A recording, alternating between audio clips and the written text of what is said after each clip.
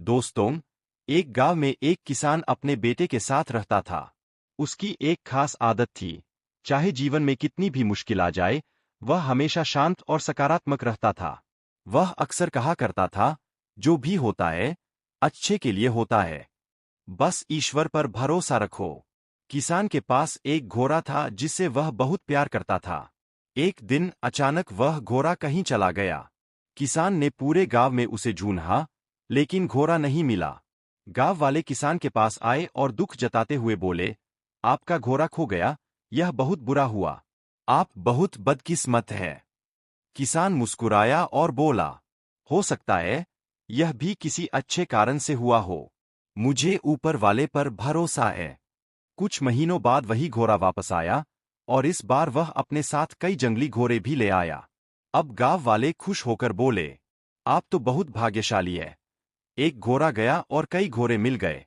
किसान ने फिर शांत स्वर में कहा, जो भी होता है, अच्छे के लिए होता है। मैं बस ईश्वर पर भरोसा रखता हूँ।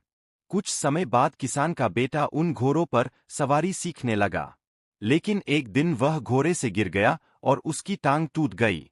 गांव वाले फिर बोले, यह बहुत बुरा हुआ, अगर ये घोड़े नहीं आते तो ऐसा नहीं होता। किसान ने फिर वही बात कही, जो भी होता है, अच्छे के लिए होता है। कुछ समय बाद राज्य में युद्ध छिड़ गया। राजा ने सभी जवान लड़कों को सेना में भर्ती करने का आदेश दिया। गांव के लगभग सभी लड़कों को युद्ध में जाना पड़ा, लेकिन किसान का बेटा घायल होने के कारण बच गया। अब गांव वाले समझ गए कि किसान सही था।